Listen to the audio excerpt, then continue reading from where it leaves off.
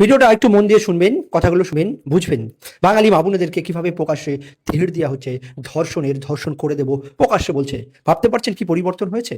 যেখানে ভয় নয় ভরসা দিয়ে স্লোগান তুলে প্রধানমন্ত্রী মোদিজি এবং অমিত শাহ এবং যোগীজি, হেমন্ত বিশ্ব শর্মা, সুকান্ত মজুমদার, শুভেন্দু অধিকারী সকলেই অগ্নিমিত্রা পাল এই প্রচার করেছে। তার পরবর্তীতে এই রকম ক্ষমতায় একদিন না হতে হতেই 24 ঘন্টা পার না হতে হতেই ধর্ষণের হুমকি প্রকাশ্যে সেইভাবে দিচ্ছে।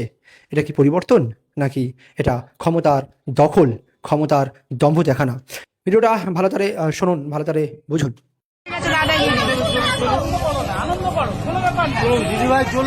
আসছে, দেখো না, সব আসছে, দেখো না। থানায় যেতে হবে আমাদের, চলো চলো। মাকে তুই চম্পাবড়ি দেবো না। কাকে দেখো, ভাষা দেখো, মাকে তুই চম্পাবড়ি দেবো না। কাকে দেখো, ভাষা দেখো, ভাষা দেখো। মাকে তুই চম্পাবড়ি দেবো না। কাকে দেখো, ভাষা দেখো, ভাষা দেখো। দেখ, ভাষা দেখো, ভাষা দেখুন।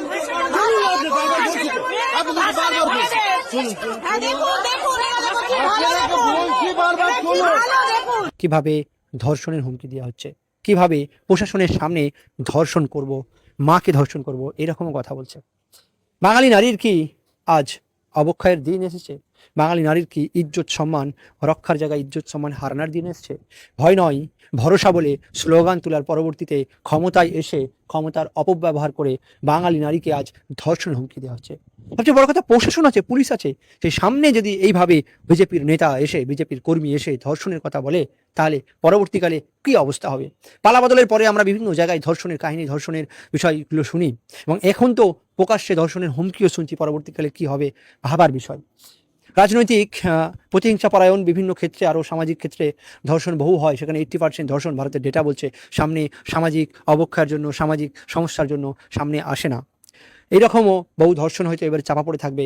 রাজনৈতিক পালাবদলের পরে, রাজনৈতিক ক্ষমতার দম্ভের ফলে, ক্ষমতা দখলের ফলে বিভিন্ন নেতাকর্মীরা তাদের ক্ষমতা প্রদর্শনের ফলে যে ধর্ষণ করে, বারবার আমরা সেগুলো দেখতে পাই। এখন বিজেপির এই ভয়নার ভরসার ক্ষেত্রেও আমরা দেখতে পাবো। সকলে বেশি বেশি করে শেয়ার করুন। এই ব্যক্তির শাস্তি চাই, এই ব্যক্তির গ্রেপ্তার চাই। এই ব্যক্তির কি করে এত সাহস হয় প্রকাশ্যে প্রশাসন থাকা অবস্থায় নারীকে এসে বলছে ধর্ষণ করব? সকলে শেয়ার করুন, ছড়িয়ে দিন বিষয়।